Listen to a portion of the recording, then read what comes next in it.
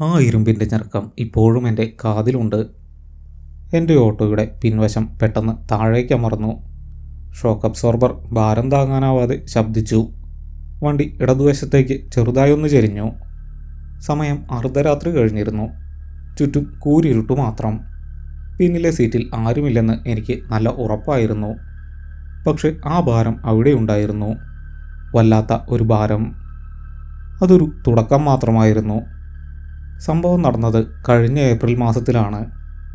സ്ഥലം പാലക്കാട് ജില്ലയിലെ കൊല്ലങ്കോട്. കടുത്ത വേനൽക്കാലം. പകൽ മുഴുവൻ വെയിലേറ്റ ഭൂമി രാത്രിയിലും ചുട്ടുപഴുത്ത് കിടന്നു. രാത്രി 8 മണി കഴിഞ്ഞാൽ തന്നെ റോഡിൽ ആളൊഴിയും. 12 മണിയൊക്കെ ആകുമ്പോഴേക്കും നാട് മുഴുവൻ ഉറങ്ങിയിട്ടുണ്ടാകും. എൻ്റെ പേര് സുധാകരൻ. വണ്ടി ഒരു ബജാജ് RE ആണ്. അന്ന് ടൗണിൽ നിന്നുള്ള അവസാനത്തെ ഓട്ടമായിരുന്നു. പല്ലശന കഴിഞ്ഞുള്ള ഒരു ഉൾപ്രദേശത്താണ് യാത്രക്കാരനെ ഇറക്കിയത്. അവിടെ നിന്ന് എൻ്റെ വീട്ടിലേക്ക് 8 കിലോമീറ്ററോളം ദൂരമുണ്ട്. തിരികെ പോരുന്ന വഴിയാണ്. റോഡിൽ വേറെ വണ്ടികളൊന്നും തന്നെയില്ല. നല്ല നിലാവുള്ള രാത്രിയായിരുന്നു. റോഡിൻ്റെ ഇരുവശവും പരന്നു കിടക്കുന്ന നെൽപ്പാടങ്ങൾ. കൊയ്ത്ത് കഴിഞ്ഞ പാടങ്ങളാണ്. എല്ലാം ഉണങ്ങി വരണ്ട് കിടക്കുന്നു. ദൂരെ എവിടെയോ നായ്ക്കൾ കുരയ്ക്കുന്ന ശബ്ദം മാത്രം കേൾക്കാം. പെട്ടെന്നാണ് വണ്ടിയുടെ എൻജിൻ ശബ്ദം മാറിയത്. വണ്ടിക്ക് വല്ലാത്തൊരു വിറയൽ. ആക്സിലേറ്റർ കൊടുത്തിട്ടും വണ്ടി മുന്നോട്ട് കുതിക്കുന്നില്ല. എൻജിൻ കിതയ്ക്കാൻ തുടങ്ങി.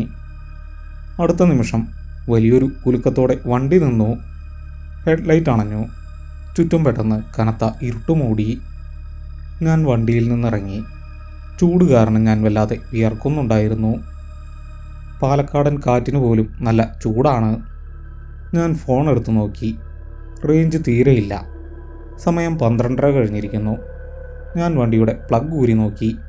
സ്പാർക്കുണ്ട്. പെട്രോൾ പൈപ്പ് ഊരി നോക്കി. ടാങ്കിൽ ആവശ്യത്തിന് എണ്ണയുണ്ട്. എന്തു പറ്റിയെന്ന് ഒരു പിടിയുമില്ല. സ്റ്റാർട്ട് ചെയ്യാൻ കുറേ ശ്രമിച്ചു. വണ്ടി ഇറങ്ങിയില്ല. ഇനി വീട്ടിലേക്ക് 3 കിലോമീറ്ററോളം ദൂരമുണ്ട്. വഴിയിൽ വണ്ടിയിട്ടിട്ട് നടക്കാൻ മനസ്സ് വന്നില്ല. കാരണം നാട്ടിലിപ്പോൾ കള്ളന്മാരുടെ ശല്യം രൂക്ഷമാണ്. പ്രത്യേകിച്ചും ഓട്ടോയുടെ ബാറ്ററിയും ടയറും മോഷ്ടിക്കുന്നവർ. രാവിലെ വരുമ്പോഴേക്കും വണ്ടിയുടെ പകുതി സാധനങ്ങൾ കാണില്ല. എൻ്റെ ഒരേയൊരു ഉപജീവന മാർഗമാണ് ഈ വണ്ടി. അതിനെ വഴിയിൽ ഉപേക്ഷിക്കാൻ എനിക്ക് കഴിയില്ല. അതുകൊണ്ട് വണ്ടി തള്ളാൻ തന്നെ ഞാൻ തീരുമാനിച്ചു. ഒരു ബജാജ് ഓട്ടോ തള്ളുക എന്നത് എളുപ്പമുള്ള കാര്യമല്ല. അതിന് നല്ല ഭാരമുണ്ട്. ഞാൻ ഗിയർ ന്യൂട്രലാക്കി. ഹാൻഡിലിൽ പിടിച്ച് മുന്നോട്ട് തള്ളാൻ തുടങ്ങി. ടാർ റോഡിലൂടെ വണ്ടി ഉരുണ്ടു തുടങ്ങി. എൻ്റെ ശരീരത്തിൽ നിന്ന് വിയർപ്പൊഴുകാൻ തുടങ്ങി. ഷർട്ട് മുഴുവൻ നനഞ്ഞു. ശ്വാസം വേഗത്തിലായി. 1 കിലോമീറ്ററോളം ഞാൻ വണ്ടി തള്ളി. കാലുകൾ കുഴയാൻ തുടങ്ങിയിരുന്നു. നെഞ്ചു വല്ലാതെ മിടിക്കുന്നുണ്ട്. അപ്പോഴാണ് റോഡരികിലെ ആ വഴിത്താര ഞാൻ കണ്ടത്. പുന്നപ്പട പാടത്തിന് നടുവിലൂടെ പോകുന്ന ഒരു മൺവഴിയാണത്. എൻ്റെ നാട്ടിലേക്കുള്ള എളുപ്പവഴി. ആ ഇടവഴിയിലൂടെ പോയാൽ വീട്ടിലേക്കുള്ള ദൂരം 1 കിലോമീറ്ററോളം കുറയും. റോഡ് അത്ര മോശമല്ല. ഓട്ടോ തള്ളിക്കൊണ്ടു പോകാം. ഞാൻ ഒരു നിമിഷം വണ്ടി നിർത്തി. വണ്ടിയിൽ ചാരി നിന്ന് കിതച്ചു. എൻ്റെ കണ്ണുകൾ ആ ഇടവഴിയിലേക്ക് നീണ്ടു. നിലാവെളിച്ചത്തിൽ ആ വഴി പാമ്പിനെ പോലെ വളഞ്ഞു കിടക്കുന്നത് കാണാം. ഇരുവശവും ഉണങ്ങിയ പാടങ്ങൾ. വഴിയിൽ അവിടെയിവിടെയായി ചില കരിമ്പനകൾ നിൽപ്പുണ്ട്. നിലാവിൽ ആ പനകൾക്ക് രാക്ഷസന്മാരുടെ രൂപമായിരുന്നു. ആ വഴിയിലൂടെ പോകാൻ ഞാനൊന്ന് മടിച്ചു. അതിന് ഒറ്റ കാരണമേ ഉണ്ടായിരുന്നുള്ളൂ. ആ വഴിയുടെ പകുതിക്ക് വെച്ചുള്ള കാഞ്ഞിരക്കുളം. വർഷങ്ങൾക്ക് മുമ്പ് ആ കുളത്തിൽ ഒരു മരണം നടന്നിട്ടുണ്ട്. ഭാർഗവി എന്നൊരു സ്ത്രീ അവിടെ ആത്മഹത്യ ചെയ്തു. അതിലൊരു സങ്കടകഥയുമില്ല. നാട്ടുകാർക്ക് അവരോട് ഒരു സഹതാപവുമില്ല. കാരണം ഭാർഗവിക്ക് ദുർമന്ത്രവാദമായിരുന്നു പണി. മറ്റുള്ളവരെ നശിപ്പിക്കാൻ പണം വാങ്ങി ഏലസും തകിടും ചെയ്തിരുന്നവൾ. ആർക്കും അവരെ അത്ര കാര്യമായിരുന്നില്ല. പക്ഷേ എല്ലാവർക്കും അവരെ ഭയമായിരുന്നു. ഒരു രാത്രി അവർ ചെയ്ത ഏതോ ക്ഷുദ്രകർമ്മം പാളിപ്പോയി എന്നാണ് നാട്ടുകാർ പറയുന്നത്. ഭ്രാന്ത് പിടിച്ചതുപോലെ അവർ വീട്ടിൽ നിന്ന് അലറിയോടി. സ്വന്തം കാലിൽ ഒരു വലിയ അമ്മിക്കല്ല് കയറുകൊണ്ട് വരിഞ്ഞു കെട്ടി. എന്നിട്ട് ആരുമില്ലാത്ത ആ കാഞ്ഞിരക്കുളത്തിലേക്ക് അവർ എടുത്തു ചാടി. അവരെ ആത്മഹത്യ ചെയ്യാൻ പ്രേരിപ്പിച്ചത് അവർ തന്നെ വിളിച്ചു വരുത്തിയ ഏതോ ദുഷ്ടശക്തിയാണെന്നാണ് പഴയ ആളുകൾ പറയുന്നത്. അതിനുശേഷം ആ കുളത്തിനൊരു വല്ലാത്ത പരിവേഷമാണ്. സന്ധ്യ കഴിഞ്ഞാൽ പിന്നെ ആരും ആ വഴി പോകാറില്ല. അതിലേ പോയ പലർക്കും പല ദുരനുഭവങ്ങളും ഉണ്ടായിട്ടുണ്ട്. വഴിതെറ്റിപ്പോവുക, പിന്നിൽ ആരോ നടക്കുന്നതായി തോന്നുക, വല്ലാത്ത ഗന്ധം അനുഭവപ്പെടുക തുടങ്ങി പല കഥകളും നാട്ടിൽ പാട്ടാണ്. ഇതൊക്കെ എൻ്റെ മനസ്സിലേക്ക് ഓടി വന്നു. ഞാൻ ചുറ്റും നോക്കി. എങ്ങും കനത്ത നിശബ്ദത, കാറ്റിൻ്റെ ശബ്ദം പോലുമില്ല. എൻ്റെ കിതപ്പ് മാത്രമാണ് അവിടെ കേൾക്കാനുള്ളത്. കടുത്ത ക്ഷീണം കാരണം എനിക്ക് മറ്റൊന്നും ചിന്തിക്കാൻ കഴിഞ്ഞില്ല. 1 കിലോമീറ്റർ എന്നത് വലിയ ദൂരമാണ്. വിശപ്പും ദാഹവും എന്നെ തളർത്തിയിരുന്നു. പ്രേതത്തേക്കാൾ എനിക്ക് ഭയം എൻ്റെ ഓട്ടോയുടെ ബാറ്ററി കളവ് പോകുന്നതിനെ ആയിരുന്നു. ധൈര്യം സംഭരിച്ച് ഞാൻ ഓട്ടോയുടെ ഹാൻഡിലിൽ ഒന്നുകൂടി മുറുകെ പിടിച്ചു. വണ്ടി ആ നാട്ടുവഴിയിലേക്ക് തിരിച്ചു. ടാർ റോഡിൽ നിന്ന് ടയറുകൾ മൺവഴിയിലേക്ക് ഇറങ്ങി. ചരലിൽ ടയറുകൾ ഉരയുന്ന ശബ്ദം ആ രാത്രിയിൽ ഉച്ചത്തിൽ മുഴങ്ങിക്കേട്ടു. പാടവരമ്പിലൂടെയുള്ള ഇടുങ്ങിയ വഴിയിലൂടെ ഞാൻ വണ്ടി തള്ളാൻ തുടങ്ങി. കുറച്ചു ദൂരം പിന്നിട്ടപ്പോൾ തന്നെ വല്ലാത്തൊരു മാറ്റം ഞാൻ അറിഞ്ഞു തുടങ്ങി. പാലക്കാടൻ വേനലിലെ ആ വിയർപ്പിക്കുന്ന ചൂട് പെട്ടെന്നില്ലാതായി. പകരം AC ഇട്ട് ഒരു മുറിയിലേക്ക് കയറിയതുപോലെയുള്ള ഒരു തണുപ്പ് എന്നെ പൊതിഞ്ഞു. അത് സ്വാഭാവികമായ ഒരു തണുപ്പായിരുന്നില്ല. എൻ്റെ ശരീരത്തിലെ രോമങ്ങൾ എഴുന്നേറ്റ് നിന്നു. വിയർപ്പ് തണുത്തുറയുന്നതുപോലെ തോന്നി. ചുറ്റും വിശാലമായ പാടമായിട്ടും ഒരു ചീവീടിൻ്റെയോ തവളയുടെയോ ശബ്ദം പോലുമില്ല. പ്രകൃതി ഒന്നാകെ ശ്വാസമടക്കി നിൽക്കുന്നതുപോലെ. വല്ലാത്തൊരു ശ്വാസം മുട്ടിക്കുന്ന നിശബ്ദത. ഓട്ടോയുടെ ടയറുകൾ ചരലിൽ അമരുന്ന ശബ്ദം മാത്രമേ അവിടെ ഉണ്ടായിരുന്നുള്ളൂ. മുന്നിൽ കാഞ്ഞിരക്കുളത്തിൻ്റെ പടവുകൾ ഞാൻ കണ്ടു. നിലാവിൽ ആ പടവുകൾ വിളറി വെളുത്ത് കിടന്നു. കുളത്തിനടുത്തേക്ക് എത്തും തോറും ഓട്ടോ തള്ളാനുള്ള ആയാസം കൂടി വന്നു. വണ്ടിയുടെ ടയർ എന്തിലോ ഉടക്കി നിൽക്കുന്നത് പോലെ, ബ്രേക്ക് പിടിച്ചിരിക്കുന്ന ഒരു വണ്ടി തള്ളുന്നത് പോലെ എനിക്ക് തോന്നി. ഞാൻ സർവ്വശക്തിയും എടുത്ത് വണ്ടി തള്ളിക്കൊണ്ടിരുന്നു. എൻ്റെ പേശികൾ വേദനിക്കാൻ തുടങ്ങി. കുളത്തിൻ്റെ പടവുകൾക്ക് നേരെ എത്തിയപ്പോൾ ഒന്ന് ശ്വാസമെടുക്കാൻ വേണ്ടി ഞാൻ വണ്ടി ഒന്ന് നിർത്തി. പെട്ടെന്ന് അവിടെ ഒരു ശബ്ദം കേട്ടു. കുളത്തിലെ വെള്ളത്തിൽ നിന്ന് ആരോ പടവുകൾ കയറുന്ന ശബ്ദമാണത്. മീൻ പിടിക്കുന്ന ശബ്ദമല്ല. ഭാരമുള്ള എന്തോ ഒന്ന് ചെളിയിൽ ചവിട്ടി വലിച്ചു കയറുന്നത് പോലെ. എൻ്റെ ഹൃദയമിടിപ്പ് നിന്നുപോയെന്ന് എനിക്ക് തോന്നി. കൈകൾ ഹാൻഡിലിൽ കിടന്നു വിറച്ചു. ഞാൻ അനങ്ങിയില്ല. കണ്ണുകൾ കുളത്തിൻ്റെ പടവുകളിലേക്ക് നീണ്ടു. നിലാവിൽ പടവുകൾക്ക് മുകളിലായി ഒന്നും കാണാനില്ല. പക്ഷേ ആ ശബ്ദം വീണ്ടും കേട്ടു. ആരോ പടവുകൾ കയറി മുകളിലേക്ക് വരികയാണ്. പെട്ടെന്ന് കാറ്റിൻ്റെ ഗതി മാറി. ഉണങ്ങിയ പാടത്തിൻ്റെ ഗന്ധത്തിനു പകരം വല്ലാത്തൊരു ദുർഗന്ധം എൻ്റെ മൂക്കിലേക്ക് അടിച്ചു കയറി. അഴുകിയ പായലിൻ്റെയും ദിവസങ്ങളോളം കെട്ടിക്കിടന്ന ചെളിവെള്ളത്തിൻ്റെയും രൂക്ഷമായ ഗന്ധം. എനിക്ക് ഓക്കാനം വന്നു. ഞാനറിയാതെ എൻ്റെ മുന്നിലുള്ള ഓട്ടോയുടെ റിയർവ്യൂ മിററിലേക്ക് നോക്കി. മിററിലൂടെ എനിക്ക് പിന്നിലെ പാസഞ്ചർ സീറ്റ് കാണാം. നിലാവിൻ്റെ നേർത്ത വെളിച്ചം സീറ്റിലേക്ക് വീഴുന്നുണ്ട്. പിന്നിലെ സീറ്റിൽ ആരുമില്ല. പക്ഷേ എൻ്റെ കണ്ണുകൾ വികസിച്ചു. ആ സീറ്റിൻ്റെ നടുവിലായി വെള്ളം വീണ് കുതിർന്നിരിക്കുന്ന ഒരു വലിയ പാട് ഞാൻ കണ്ടു. ആരോ നനഞ്ഞ വസ്ത്രത്തോടെ അവിടെ ഇരുന്നതുപോലെയുള്ള ഒരു അടയാളം. ആ വെള്ളപ്പാട് നിലാവിൽ തിളങ്ങുന്നുണ്ടായിരുന്നു. എനിക്ക് ശ്വാസം കിട്ടാതായി. ഞാൻ മുന്നോട്ട് നോക്കി. എൻ്റെ കാലുകൾ മരവിച്ചു പോയിരുന്നു. വണ്ടി അവിടെ ഇട്ടിട്ടോടാൻ മനസ്സ് പറഞ്ഞു. പക്ഷെ കാലുകൾ അനങ്ങുന്നില്ല. അപ്പോഴാണ് ആ ഇരുമ്പിൻ്റെ ഞരക്കം ഞാൻ കേട്ടത്. എൻ്റെ തൊട്ടുപിന്നിൽ ഓട്ടോയുടെ പിൻവശം പെട്ടെന്ന് താഴേക്ക് അമർന്നു.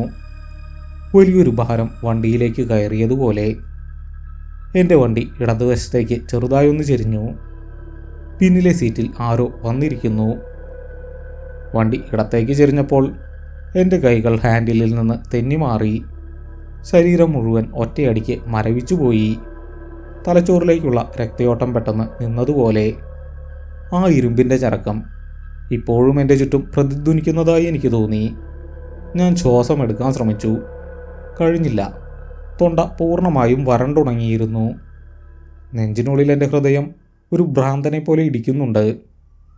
മനസ്സിനെ ശാന്തമാക്കാൻ ഞാൻ പാടുപെട്ടു.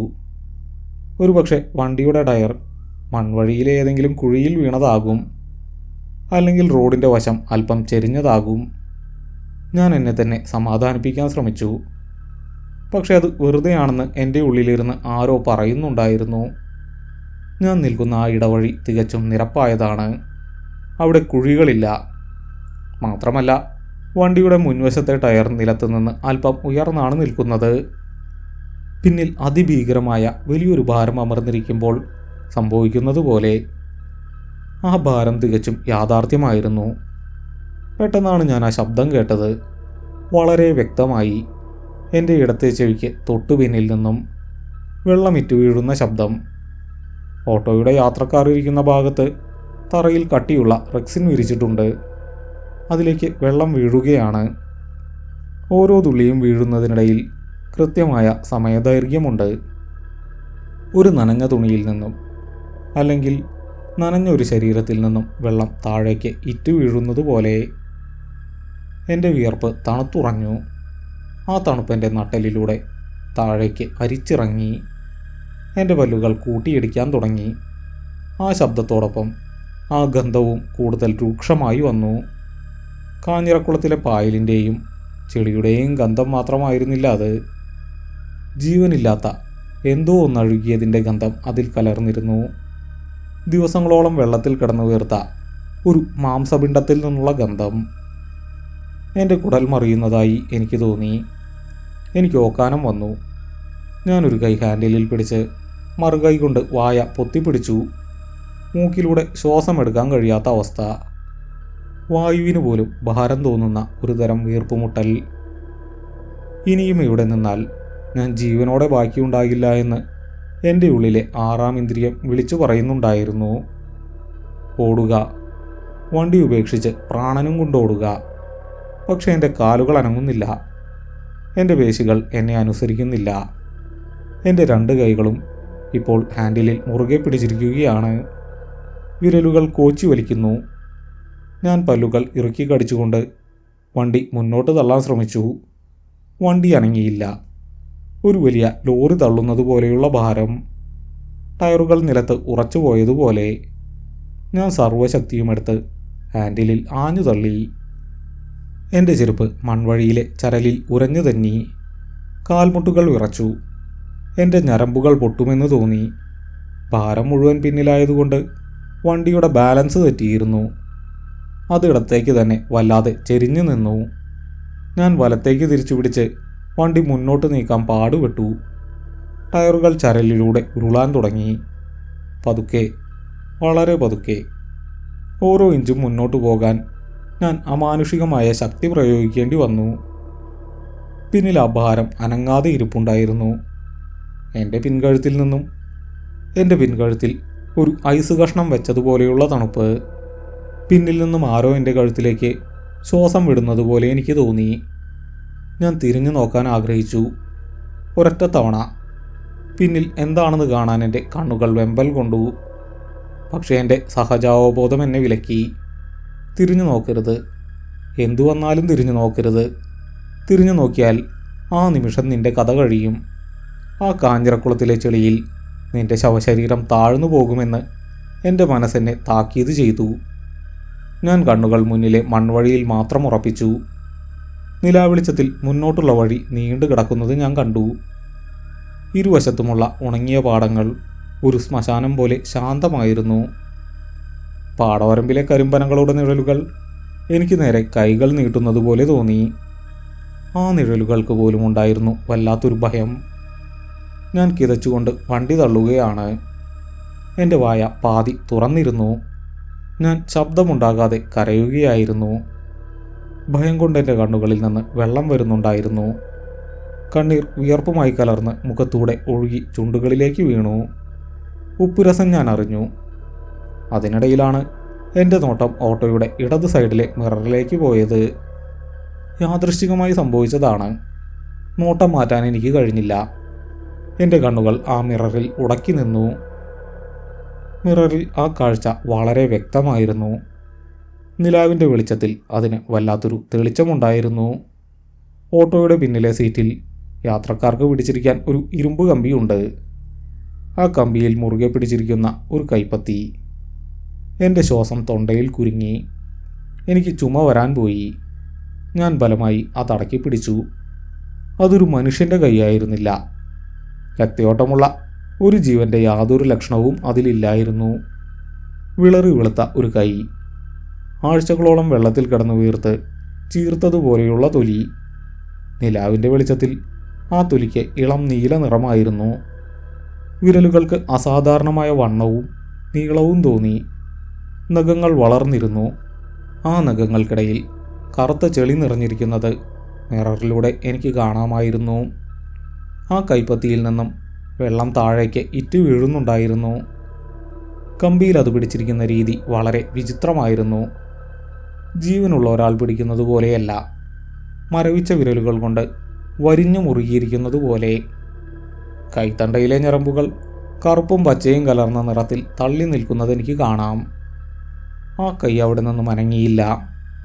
അത് ആ ഇരുമ്പ് കമ്പിയിൽ ഉറപ്പിച്ചിരിക്കുകയായിരുന്നു. എൻ്റെ തൊണ്ടയിൽ നിന്ന് ഒരു നേർത്ത മൂളൽ ശബ്ദം പുറത്തേക്ക് വന്നു. ഒരു നായക്കുട്ടി പേടിച്ച് കരയുന്നത് പോലെയുള്ള ശബ്ദം. എനിക്കത് നിയന്ത്രിക്കാൻ കഴിഞ്ഞില്ല. എൻ്റെ സമനില തെറ്റുകയാണെന്ന് എനിക്ക് തോന്നി. കണ്ണുകൾ മിററിൽ നിന്നും മാറ്റാൻ ഞാൻ പരമാവധി ശ്രമിച്ചു. പക്ഷേ കഴിഞ്ഞില്ല. ആ വീർത്തു ചീർത്ത വിരലുകൾ എന്നെ ഹിപ്നോട്ടൈസ് ചെയ്തതുപോലെ. അതിൽ നിന്നും ഓരോ തുള്ളി വെള്ളവും താഴേക്ക് വീഴുന്നത് ഞാൻ നോക്കി നിന്നു. ആ ശബ്ദം വീണ്ടും കേട്ടു. ഇത്തവണ അത് കൂടുതൽ ഉച്ചത്തിലായിരുന്നു. എൻ്റെ ഉള്ളിലെ ഭയം പെട്ടെന്ന് ഒരു വല്ലാത്ത ഊർജമായി മാറി. പ്രാണരക്ഷാർത്ഥം മനുഷ്യർ കാണിക്കുന്ന അമാനുഷിക ശക്തി. ഞാൻ കണ്ണുകൾ ഇറുക്കി അടച്ചു. തല കുനിച്ചു. എൻ്റെ ശരീരത്തിൻ്റെ മുഴുവൻ ഭാരവും ഞാൻ മുന്നോട്ട് കൊടുത്ത് ഓട്ടോ ആഞ്ഞു തള്ളി. എൻ്റെ ചെരുപ്പിൻ്റെ അടിഭാഗം തേഞ്ഞു പോകുന്നത് പോലെ എനിക്ക് തോന്നി. വണ്ടി അല്പം വേഗത്തിൽ ഉരുളാൻ തുടങ്ങി. ടയറുകൾ ചരലിൽ അമരുന്ന ശബ്ദം ഉച്ചത്തിലായി. പക്ഷെ ആ ഭാരം ഒട്ടും കുറഞ്ഞില്ല. പിന്നിലെ സീറ്റിൽ ആ സാന്നിധ്യം അതേപടി ഉണ്ടായിരുന്നു. വണ്ടിയുടെ ഇടത്തേക്കുള്ള ചെരിവ് കൂടി വന്നു. ഞാൻ വണ്ടി റോഡിൽ നിന്ന് പാടത്തേക്ക് മറിഞ്ഞു പോകാതിരിക്കാൻ വലത്തേക്ക് ബലം പ്രയോഗിച്ച് തള്ളിക്കൊണ്ടിരുന്നു. എൻ്റെ തോളലുകൾ വേദന കൊണ്ട് പൊളഞ്ഞു. എനിക്ക് ചുറ്റുമുള്ള അന്തരീക്ഷം കൂടുതൽ തണുത്തു. ആ അഴുകിയ ഗന്ധം എൻ്റെ ബോധം കെടുത്താൻ തുടങ്ങിയിരുന്നു. തല കറങ്ങുന്നതുപോലെ എനിക്ക് തോന്നി. ഞാൻ കണ്ണുകൾ തുറന്ന് മുന്നോട്ട് നോക്കി.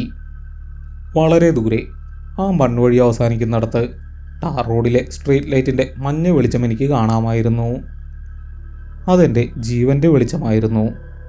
അവിടെ എത്തണം, എങ്ങനെയെങ്കിലും അവിടെ എത്തണം. വെളിച്ചമുള്ളിടത്തേക്ക് ഈ സാധനം വരില്ലായിരിക്കും. ഞാൻ എന്നെ തന്നെ വിശ്വസിപ്പിക്കാൻ ശ്രമിച്ചു. ആ വെളിച്ചം മാത്രമായിരുന്നു എൻ്റെ ഏക പ്രതീക്ഷ. പക്ഷേ ആ ദൂരം ഒരിക്കലും കുറയാത്തതുപോലെ എനിക്ക് തോന്നി. ഞാൻ മുന്നോട്ട് തള്ളുന്തോറും ആ വെളിച്ചം ദൂരേക്ക് പോകുന്നത് പോലെ, ഒരു മായാജാലം പോലെ ആ വഴി നീളുകയാണ്. എൻ്റെ കാലുകൾ കുഴയാൻ തുടങ്ങി. എനിക്ക് നിൽക്കാൻ കഴിയുന്നില്ല. പെട്ടെന്ന് എൻ്റെ തൊട്ടുപിന്നിൽ ആ സീറ്റിൽ നിന്നും മറ്റൊരു ശബ്ദം കൂടി കേട്ടു. വെള്ളമിറ്റ് വീഴുന്നതിനൊപ്പം ഒരു നേർത്ത ശ്വാസനിശ്വാസം. വളരെ നേർത്തൊരു നിശ്വാസം. കഫം നിറഞ്ഞ തൊണ്ടയിൽ നിന്നും പുറത്തേക്ക് വരുന്നത് പോലെയുള്ള ഒരു കുറുകൽ. എൻ്റെ പിൻകഴുത്തിലെ രോമങ്ങൾക്കിടയിലൂടെ ആ തണുത്ത കാറ്റ് കടന്നുപോയി. എൻ്റെ ദേഹമാസകലം ഒരു വിറയലുണ്ടായി. ആരോ എൻ്റെ ചെവിക്ക് പിന്നിലേക്ക് മുഖം അടുപ്പിച്ചിരിക്കുകയാണ്. വളരെ സാവധാനം. ആ അഴുകിയ ഗന്ധം ഇപ്പോൾ എൻ്റെ നാസരന്ധ്രങ്ങളിൽ നിറഞ്ഞു കഴിഞ്ഞു. എൻ്റെ ഹൃദയം വാരിയല്ലുകൾ തകർത്ത് പുറത്തു വരുമെന്ന് തോന്നി. കണ്ണുകൾ മുന്നിലെ ഇരുട്ടിലേക്ക് തുറന്നു വെച്ച് യാന്ത്രികമായി ഞാൻ വണ്ടി തള്ളിക്കൊണ്ടിരുന്നു. ആ ശ്വാസോച്ഛ്വാസം എൻ്റെ പിൻകഴുത്തിൽ തട്ടി. ഒരു ഐസ് കട്ട കഴുത്തിൽ വെച്ചതുപോലെ. ഞാൻ കണ്ണുകൾ ഇറുക്കി അടച്ചു. എൻ്റെ ശരീരം വിറയ്ക്കാൻ തുടങ്ങി. കാലുകൾക്ക് ബലം നഷ്ടപ്പെടുന്നത് ഞാൻ അറിഞ്ഞു. ഹാൻഡിലിൽ പിടിച്ച കൈകളിൽ നിന്നും വിയർപ്പൊഴുകി. ഞാൻ തളർന്ന് വീഴാൻ പോവുകയാണ്. പെട്ടെന്ന് എൻ്റെ ഷർട്ടിൻ്റെ കോളറിലൂടെ എന്തോ ഒന്ന് ഉരയുന്നത് ഞാൻ അറിഞ്ഞു. തണുത്ത നനഞ്ഞ കുറേ നൂലുകൾ പോലൊന്ന്. എൻ്റെ കഴുത്തിലെ തൊലിയിലത് പറ്റിപ്പിടിച്ചു. അത് മുടിയാണ്. ചെളി കലർന്ന നനഞ്ഞൊട്ടിയ നീണ്ട മുടിയിഴകൾ. ആ രൂപം അതിൻ്റെ തല എൻ്റെ തോളിന് തൊട്ടു പിന്നിലേക്ക് കൊണ്ടുവന്നിരിക്കുകയാണ്. എൻ്റെ തൊണ്ടയിൽ നിന്ന് ഒരു ശബ്ദവും പുറത്തു വന്നില്ല. ശ്വാസം ഉള്ളിലേക്ക് എടുക്കാൻ കഴിയുന്നില്ല. ആ അഴുകിയ ഗന്ധം എൻ്റെ ബോധം കെടുത്താൻ തുടങ്ങിയിരുന്നു. വായിലേക്ക് പുളിച്ച വെള്ളം തികട്ടി വന്നു. ഞാൻ വായ ബലമായി അടച്ചു പിടിച്ചു. ഛർദ്ദിച്ചാൽ എൻ്റെ നിയന്ത്രണം പോകും. ഞാൻ അവിടെ കുഴഞ്ഞു വീഴും. പിന്നെ ഒരിക്കലും എഴുന്നേൽക്കില്ല. എൻ്റെ തലച്ചോറ് മരവിച്ചു കഴിഞ്ഞിരുന്നു. യാന്ത്രികമായി എൻ്റെ കാലുകൾ മുന്നോട്ട് വെച്ചു. വണ്ടി പതുക്കെ ഉരുണ്ടു. ചരലിൽ ടയറുകൾ ഉരിയുന്ന ശബ്ദം. അതിനൊപ്പം എൻ്റെ കഴുത്തിൻ്റെ പിന്നിൽ നിന്ന് ആ കുറുകൽ ശബ്ദവും. വെള്ളത്തിൽ മുങ്ങിത്താഴുന്ന ഒരാൾ ശ്വാസമെടുക്കാൻ ശ്രമിക്കുന്നത് പോലെയുള്ള ശബ്ദമായിരുന്നു അത്. കഫയും ചെളിയും നിറഞ്ഞ തൊണ്ടയിൽ നിന്നുള്ള ഒരു ഞരക്കം. ഓരോ തവണ ആ ശബ്ദം കേൾക്കുമ്പോഴും എൻ്റെ ഹൃദയമിടിപ്പ് നിലച്ചു പോകുന്നത് പോലെ തോന്നി. ആ നനഞ്ഞ മുടിയിഴകൾ എൻ്റെ കഴുത്തിൽ കൂടുതൽ പറ്റിപ്പിടിച്ചു. ആ തണുപ്പെൻ്റെ നട്ടെല്ലിലൂടെ താഴേക്ക് അരിച്ചെത്തി. ഞാൻ മുന്നോട്ട് നോക്കി. ഇരുട്ടിലൂടെ മൺവഴി നീളുകയാണ്. ദൂരെ ആ സ്ട്രീറ്റ് ലൈറ്റിൻ്റെ മഞ്ഞ വെളിച്ചം കാണാം. അവിടേക്ക് ഇനിയും 100 മീറ്ററോളം ദൂരമുണ്ട്. എൻ്റെ കണ്ണുകൾ ആ വെളിച്ചത്തിൽ മാത്രം ഉറപ്പിച്ചു. അതെൻ്റെ ജീവൻ്റെ തുടിപ്പായിരുന്നു. അവിടെ എത്തിയാൽ ഞാൻ ഈ ഇരുട്ടിൽ നിന്നും ഈ ദുർഗന്ധത്തിൽ നിന്നും രക്ഷപ്പെടുമെന്ന് ഞാൻ എന്നെ തന്നെ വിശ്വസിപ്പിച്ചു. പെട്ടെന്നാണ് അത് സംഭവിച്ചത്.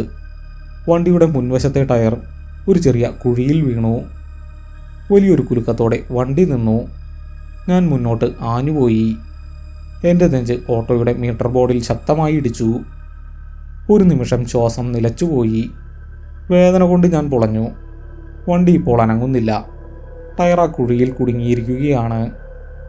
വണ്ടി നിർത്തരുത്. എൻ്റെ ഉള്ളിലിരുന്ന് ആരോ അലറുന്നുണ്ടായിരുന്നു. വണ്ടി നിന്നാൽ പിന്നിലിരിക്കുന്ന ആ രൂപം ഇറങ്ങി വരും. ഞാൻ പല്ലുകൾ ഇറുക്കി കടിച്ചു. വേദന വകവയ്ക്കാതെ ഹാൻഡിലിൽ ആഞ്ഞു തള്ളി. വണ്ടി അനങ്ങിയില്ല. ടയർ കുഴിയിൽ ഉറച്ചു പോയിരുന്നു. പിന്നിലെ ഭാരം ഇപ്പോൾ കൂടുതലായി അനുഭവപ്പെട്ടു. വണ്ടി ഇടതുവശത്തേക്ക് വല്ലാതെ ചെരിഞ്ഞിരിക്കുകയാണ്. അപ്പോഴാണ് ഓട്ടോയുടെ ഉള്ളിൽ നിന്ന് ആ ശബ്ദം ഞാൻ കേട്ടത്. യാത്രക്കാർ ഇരിക്കുന്ന ഭാഗത്ത് റക്സിന്തറയിൽ ആരോ കാലമർത്തി ചവിട്ടുന്ന ശബ്ദം. നനഞ്ഞതും ഭാരമുള്ളതുമായ ഒരു കാൽപാദം. എൻ്റെ ഹൃദയം നിലച്ചു. ആ രൂപം വണ്ടിക്കുള്ളിൽ അനങ്ങുകയാണ്. അത് എഴുന്നേൽക്കാൻ ശ്രമിക്കുകയാണോ? എൻ്റെ പിൻകഴുത്തിലെ ആ മുടിയിഴകൾ അനങ്ങുന്നത് ഞാൻ അറിഞ്ഞു. ആ തണുത്ത ശ്വാസം ഇപ്പോൾ എൻ്റെ ഇടത്തെ ചെവിക്ക് നേരെയാണ്. എനിക്ക് ഭ്രാന്ത് പിടിക്കാൻ പോവുകയാണെന്ന് തോന്നി. കണ്ണുകളിൽ ഇരുട്ട് കയറുന്നു. ഞാൻ സർവ്വശക്തിയും എടുത്ത് ഹാൻഡിലിൽ പിടിച്ചു വലിച്ചു. കാലുകൾ ചരലിൽ അമർത്തി നെഞ്ച് മീറ്റർ ബോർഡിൽ ചേർത്ത് വെച്ച് ഞാൻ ആഞ്ഞു തള്ളി. എൻ്റെ തൊണ്ടയിൽ നിന്ന് മൃഗീയമായ ഒരു ഞരക്കം പുറത്തു വന്നു. മുൻവശത്തെ ടയർ ആ കുഴിയിൽ നിന്നും കയറി. വണ്ടി മുന്നോട്ട് കുതിച്ചു. എനിക്ക് ബാലൻസ് നഷ്ടപ്പെട്ടു. ഞാൻ മുന്നോട്ട് വീഴാൻ പോയി. എങ്ങനെയോ ഹാൻഡിലിൽ പിടിച്ചു നിന്നു. വണ്ടി വീണ്ടും ഉരുളാൻ തുടങ്ങി. ഞാൻ കിതയ്ക്കുകയായിരുന്നു. എൻ്റെ കാലിലെ പേശികൾ കോച്ചി വലിക്കുന്നുണ്ടായിരുന്നു. ചെരുപ്പിൽ വിരലുകൾ പൊട്ടി രക്തം വരുന്നുണ്ടെന്ന് എനിക്ക് തോന്നി. പക്ഷെ ഞാൻ വണ്ടി നിർത്തിയില്ല. ഓടുകയാണോ നടക്കുകയാണോ എന്ന് എനിക്ക് തന്നെ അറിയില്ലായിരുന്നു. പെട്ടെന്ന് ആ കുറുകൽ ശബ്ദം നിന്നു. എൻ്റെ കഴുത്തിന് പിന്നിലെ ആ തണുപ്പുമില്ലാതായി. നനഞ്ഞ മുടിയിഴകൾ അവിടെ നിന്നും മാറി. ഞാൻ ഒരു നിമിഷം ആശ്വസിച്ചു. അതുപോയോ? വണ്ടി കുഴിയിൽ ചാടിയപ്പോൾ അത് താഴെ വീണോ? പക്ഷെ എൻ്റെ ആശ്വാസം വെറും നിമിഷങ്ങൾ മാത്രമേ നീണ്ടു നിന്നുള്ളൂ. പിന്നിലെ ആ ഭാരം ഒട്ടും കുറഞ്ഞിരുന്നില്ല. ഓട്ടോയുടെ ഇടത്തേക്കുള്ള ചെരിവ് അതേപടി ഉണ്ടായിരുന്നു. ഞാൻ വീണ്ടും വല്ലാതെ വിയർക്കാൻ തുടങ്ങി. ദുർഗന്ധം ഇപ്പോഴും ചുറ്റും നിറഞ്ഞു നിൽക്കുന്നുണ്ട്. അപ്പോഴാണ് ആ പുതിയ മാറ്റമുണ്ടായത്. വണ്ടിയുടെ ഇടത്തേക്കുള്ള ചെരിവ് പെട്ടെന്നില്ലാതായി. സസ്പെൻഷൻ ഒരു ഞരക്കത്തോടെ നേരെയായി. ഞാൻ ഹാൻഡിലിലെ പിടി അല്പമൊന്ന് ലൂസാക്കി. അടുത്ത നിമിഷം വലിയൊരു ശബ്ദത്തോടെ വണ്ടി വലതുവശത്തേക്ക് ചെരിഞ്ഞു. വലതുവശത്തെ ഷോക്ക് അബ്സോർബർ ഭാരം താങ്ങാനാവാതെ ശബ്ദിച്ചു. ടയർ പപ്പടം പോലെ അമർന്നു. ഹാൻഡിൽ എൻ്റെ കയ്യിൽ നിന്നും വലത്തേക്ക് തിരിഞ്ഞുപോയി. ഞാൻ സർവ്വശക്തിയും എടുത്ത് അത് നേരെ പിടിച്ചു. എൻ്റെ തൊണ്ട വരണ്ടു. അത് പോയിട്ടില്ല. അത് സീറ്റിലൂടെ വലത്തേക്ക് മാറിയിരിക്കുകയാണ്. വളരെ പതുക്കെ ഒരു ഇഴജന്തുവിനെ പോലെ അത് വണ്ടിക്കുള്ളിൽ നീങ്ങുകയാണ്. എൻ്റെ കണ്ണുകൾ അറിയാതെ വലതു സൈഡിലെ മിററിലേക്ക് നീണ്ടു. എനിക്ക് നോക്കാതിരിക്കാൻ കഴിഞ്ഞില്ല. വലത്തെ മിററിലും ആ നിലാവിൻ്റെ വെളിച്ചം വീഴുന്നുണ്ടായിരുന്നു. ഞാൻ ആ കാഴ്ച കണ്ടു. വലതുവശത്തെ ഇരുമ്പ് കമ്പിയിലും ഒരു കൈപ്പത്തി മുറുകെ പിടിച്ചിരിക്കുന്നു. ഇടതുവശത്ത് കണ്ട അതേ കൈ, വിളറി വെളുത്ത, വീർത്തു ചീർത്ത, വിരലുകളിൽ കറുത്ത ചെളി നിറഞ്ഞ ആ ഇടം കൈ, അതിടം കൈ തന്നെയായിരുന്നു. എൻ്റെ തലച്ചോറ് മരവിച്ചു. ഒരാൾ പിന്നിലെ സീറ്റിൽ വലതുവശത്തേക്ക് മാറിയിരിക്കുകയാണെങ്കിൽ പുറത്തെ കമ്പിയിൽ പിടിക്കേണ്ടത് അയാളുടെ വലതു കൈ കൊണ്ടാണ്. എന്നാൽ മിററിൽ ഞാൻ കാണുന്നത് ഒരു ഇടം കൈയാണ്. തള്ളവിരൽ താഴേക്കാണ് ഇരിക്കുന്നത്. അതിനർത്ഥം ആ രൂപം സീറ്റിൽ ഇരിക്കുകയല്ല, മറിച്ച് സീറ്റിൽ കമഴ്ന്നു കിടക്കുകയാണ്. എൻ്റെ നേരെ തലവെച്ച് സീറ്റിൽ മുഴുവനായി നീണ്ടു നിവർന്ന് കിടക്കുകയാണത്. ആ ചിന്ത എൻ്റെ സമനില തെറ്റിച്ചു. എൻ്റെ തൊട്ടുപിന്നിൽ, എൻ്റെ നടുവിന് നേരെയാണ് അതിൻ്റെ തല. എനിക്കത് അനുഭവിക്കാൻ കഴിയുന്നുണ്ടായിരുന്നു. വണ്ടിയുടെ പിൻഭാഗത്തെ ക്യാബിനെ വേർതിരിച്ചിരിക്കുന്ന നേർത്ത ഇരുമ്പ് തകിടിനപ്പുറം ആ ഭീകരരൂപം കമിഴ്ന്നു കിടക്കുകയാണ്. ഞാൻ മുന്നോട്ട് നോക്കി. സ്ട്രീറ്റ് ലൈറ്റ് ഇപ്പോൾ വളരെ അടുത്താണ്. ടാർ റോഡ് തുടങ്ങുന്നിടം എനിക്ക് കാണാം. ഇനി കുറച്ച് മീറ്ററുകൾ മാത്രം മതി. പെട്ടെന്ന് എൻ്റെ നടുവിന് പിന്നിലായി ആ ഇരുമ്പ് തകിടിൽ ഒരു ശബ്ദം കേട്ടു. നീണ്ട നഖങ്ങൾ കൊണ്ട് ഇരുമ്പിൽ ഉരസുന്ന ശബ്ദം. എൻ്റെ ഹൃദയം വാരിയലുകൾ തകർത്ത് പുറത്തു വരുമെന്ന അവസ്ഥയായി. അത് ആ തകിടിൽ മാന്തുകയാണ്. എനിക്ക് നേരെ വരാൻ ശ്രമിക്കുകയാണ്. ആ ശബ്ദം എൻ്റെ ചെവികളിൽ തുളച്ചു കയറി. എൻ്റെ ശരീരം മുഴുവൻ വിറച്ചു. ഞാൻ വണ്ടി ആഞ്ഞു തള്ളി. എൻ്റെ കണ്ണുകളിൽ ഇരുട്ട് കയറുന്നുണ്ടായിരുന്നു. ദൂരെ ആ മഞ്ഞ വെളിച്ചം മാത്രം ഞാൻ കണ്ടു. എൻ്റെ കാലുകൾ ചരലിൽ തെന്നുന്നുണ്ടായിരുന്നു. വണ്ടി വലത്തേക്ക് ചെരിഞ്ഞിരിക്കുന്നതുകൊണ്ട് മുന്നോട്ട് തള്ളാൻ വലിയ പ്രയാസമായിരുന്നു. പെട്ടെന്ന് സ്ട്രീറ്റ് ലൈറ്റ് ഒന്ന് മിന്നി മറഞ്ഞു. എൻ്റെ നെഞ്ചിടിപ്പ് നിന്നുപോയി. അതണഞ്ഞു പോകുമോ? ഞാൻ ആ വെളിച്ചത്തിലേക്ക് ഉറ്റുനോക്കി. അത് വീണ്ടും തെളിഞ്ഞു. ഒരു നിമിഷം എനിക്ക് ആശ്വാസമായി. പക്ഷേ വെളിച്ചത്തിൽ ആ റോഡിൻ്റെ നടുവിലായി മറ്റെന്തോ ഒന്നുകൂടി നിൽക്കുന്നത് ഞാൻ കണ്ടു. ആ മഞ്ഞ വെളിച്ചത്തിൽ ഒരു നിഴൽ. അതൊരു മനുഷ്യരൂപമായിരുന്നു. ടാർ റോഡും ഈ മൺവഴിയും തമ്മിൽ ചേരുന്ന അതിർത്തിയിൽ കൃത്യം ആ സ്ട്രീറ്റ് ലൈറ്റിൻ്റെ ചുവട്ടിലായി അത് നിൽക്കുന്നു. എൻ്റെ കാലുകൾ നിലച്ചുപോയി. വണ്ടി മുന്നോട്ട് തള്ളാൻ കഴിയുന്നില്ല. എൻ്റെ ശ്വാസം തൊണ്ടയിൽ കുരുങ്ങി. മനുഷ്യർ ആരെങ്കിലും ആകുമോ? രാത്രി ഡ്യൂട്ടി കഴിഞ്ഞു വരുന്ന വല്ലവരുമാണോ? എൻ്റെ മനസ്സ് വെറുതെ ആശിക്കാൻ ശ്രമിച്ചു. എനിക്കൊരു സഹായം കിട്ടുമോ? ഞാൻ വായ തുറന്ന് ഒന്ന് ശബ്ദമുണ്ടാക്കാൻ നോക്കി. കഴിഞ്ഞില്ല. തൊണ്ടയിൽ നിന്നും നേർത്തൊരു മൂളൽ പോലും പുറത്തു വന്നില്ല. വണ്ടി നിന്നതോടെ പിന്നിലെ സീറ്റിൽ ആ മാറ്റമുണ്ടായി. ഇരുമ്പ് തകിടിൽ നഖം കൊണ്ടുരസുന്ന ശബ്ദം പെട്ടെന്ന് നിന്നു. പകരം ആ തകിടിൽ വലിയൊരു മർദ്ദം അനുഭവപ്പെട്ടു. കനത്ത എന്തോ ഒന്ന് ആ ഇരുമ്പിലേക്ക് അമർത്തുകയാണ്. എൻ്റെ നടുവിന് നേരെ. ആ നേർത്ത ഇരുമ്പ് പാളി എൻ്റെ ശരീരത്തിലേക്ക് വളഞ്ഞു വരുന്നതുപോലെ എനിക്ക് തോന്നി. വല്ലാത്തൊരു തണുപ്പ് ആ ഇരുമ്പിലൂടെ എൻ്റെ നടുവിലേക്ക് അരിച്ചു കയറി. അത് പുറത്തേക്ക് വരാൻ ശ്രമിക്കുകയാണ്. ഭയം എന്നെ വിഴുങ്ങി. എൻ്റെ കൈകൾ വിറയ്ക്കാൻ തുടങ്ങി. ഞാൻ വീണ്ടും മുന്നോട്ട് നോക്കി. ദൂരെ നിൽക്കുന്ന ആ രൂപം അനങ്ങിയിട്ടില്ല.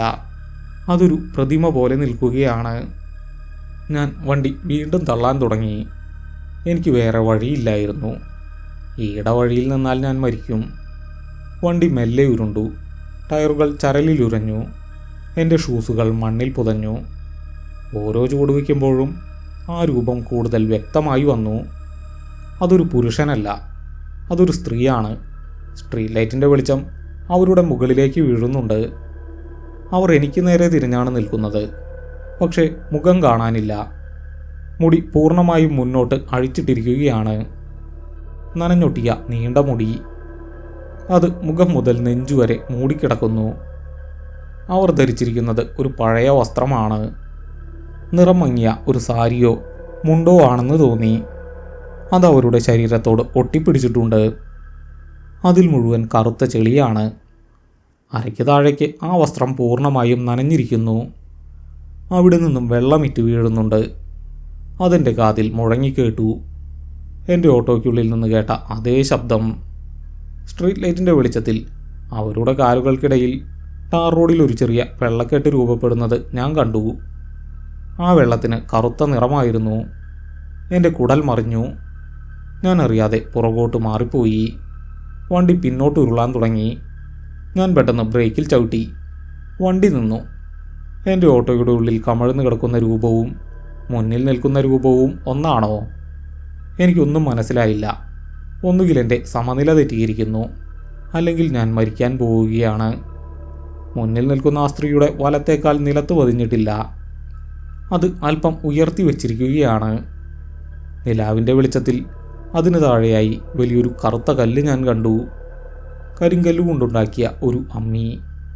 ആ കല്ല് ഒരു വലിയ കയറുകൊണ്ട് അവരുടെ വലത്തേക്കാലിൽ വരിഞ്ഞു കെട്ടിയിരിക്കുകയാണ്. കാഞ്ഞിരക്കുളത്തിലെ ഭാർഗവി, നാട്ടുകാർ പറഞ്ഞ കഥയിലെ അതേ രൂപം. കാലിൽ വലിയൊരു അമ്മിക്കല്ല് കെട്ടിവെച്ചാണ് അവർ ആത്മഹത്യ ചെയ്തത്. എൻ്റെ ശരീരത്തിലെ രക്തം മുഴുവൻ തണുത്തുറഞ്ഞു. എൻ്റെ നെഞ്ചിടിപ്പ് ഒരു പെരുമ്പറ പോലെ കാതിൽ മുഴങ്ങി. എനിക്ക് ചുറ്റുമുള്ള വായുവിനിപ്പോൾ ഭാരം കൂടുതലായി തോന്നി. ശ്വാസമെടുക്കാൻ ഞാൻ വല്ലാതെ ബുദ്ധിമുട്ടി. അപ്പോഴാണ് ആ ശബ്ദം അവിടെ കേട്ടത്. കരിങ്കല്ല് ടാർ റോഡിൽ ഉരസുന്ന ശബ്ദം. അവർ ഒരു കാൽ മുന്നോട്ട് വെച്ചു.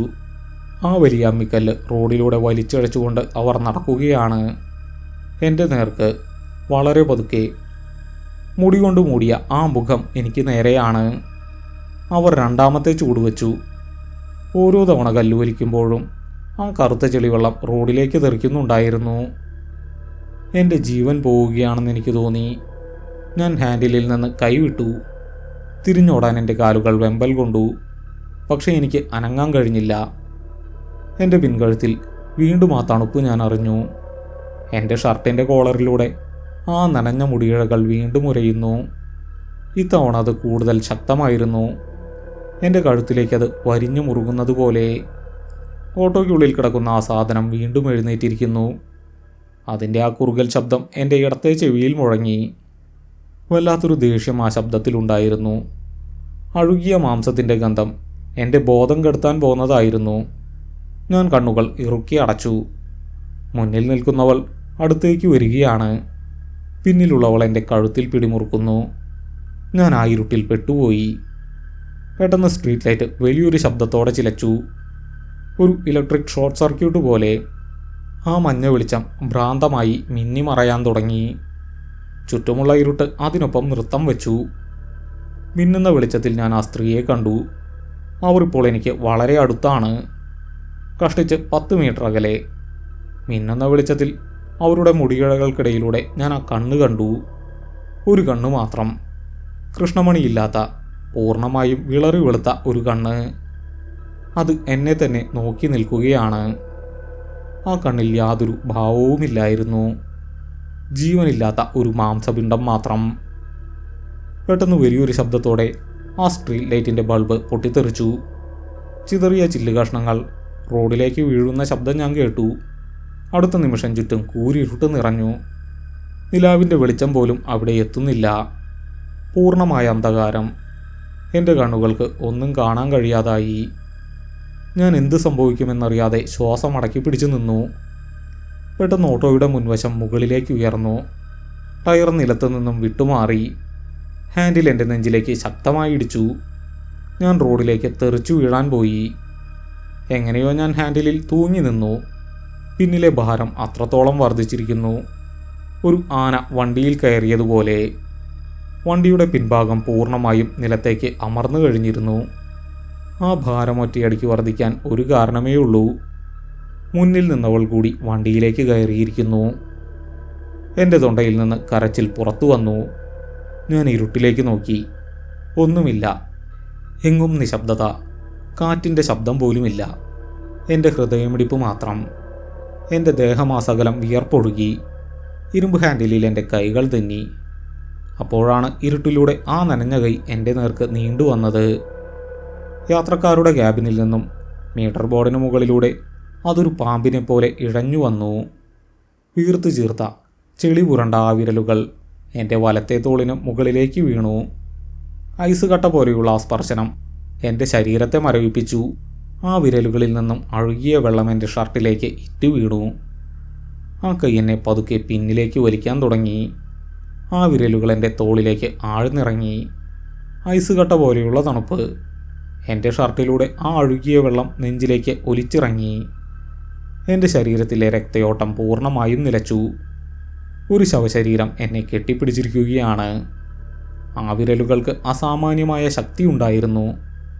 അതെന്നെ പതുക്കെ പിന്നിലേക്ക് വലിക്കാൻ തുടങ്ങി. ഓട്ടോയുടെ ക്യാബിനുള്ളിലേക്ക്. എന്നെയും അതിനെയും വേർതിരിക്കുന്ന ആ നേർത്ത ഇരുമ്പ് തകിടിന് മുകളിലൂടെ എന്നെ വലിച്ചിഴയ്ക്കാൻ അത് ശ്രമിക്കുകയാണ്.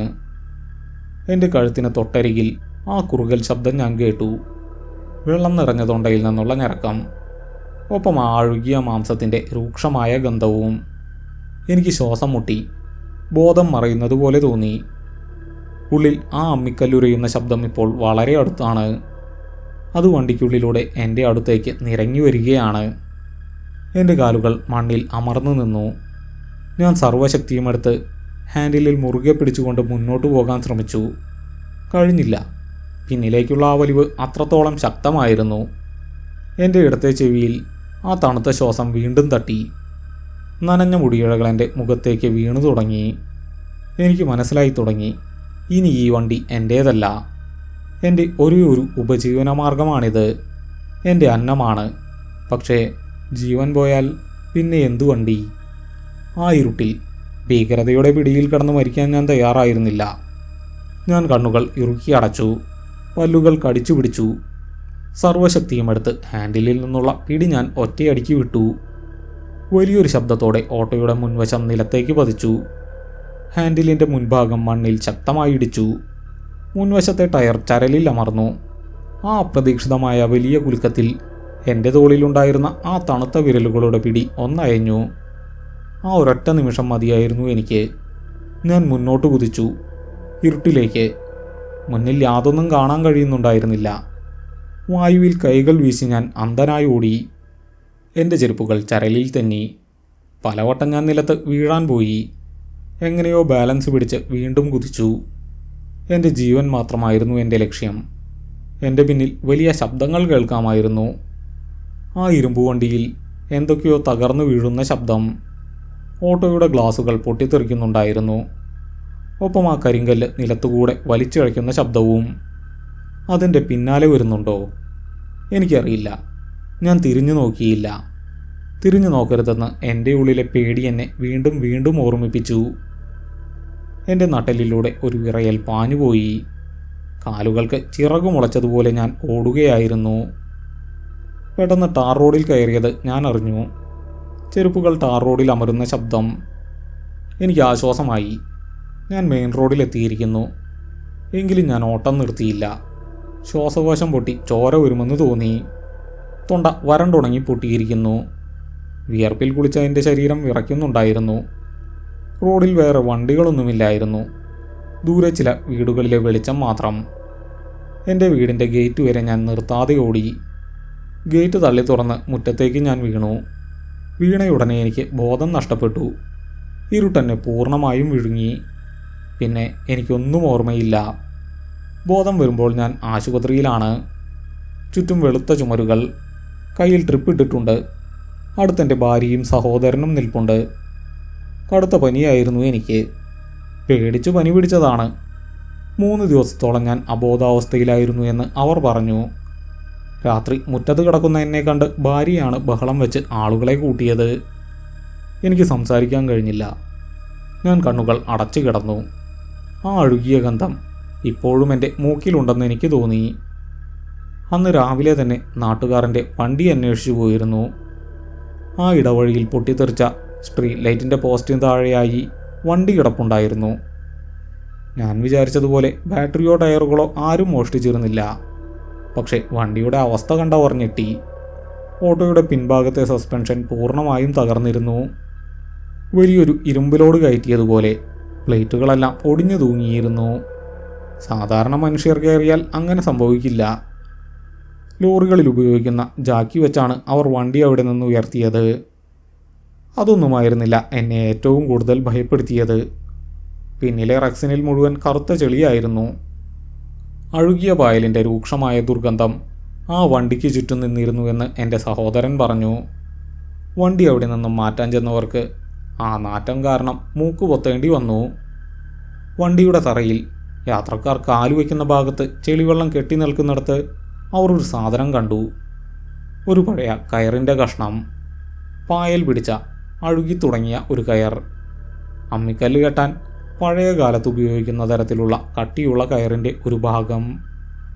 അതവിടെ എങ്ങനെ വന്നു എന്ന് ആർക്കും മനസ്സിലായില്ല. എനിക്ക് മാത്രമേ അതിൻ്റെ ഉത്തരമറിയാമായിരുന്നുള്ളൂ.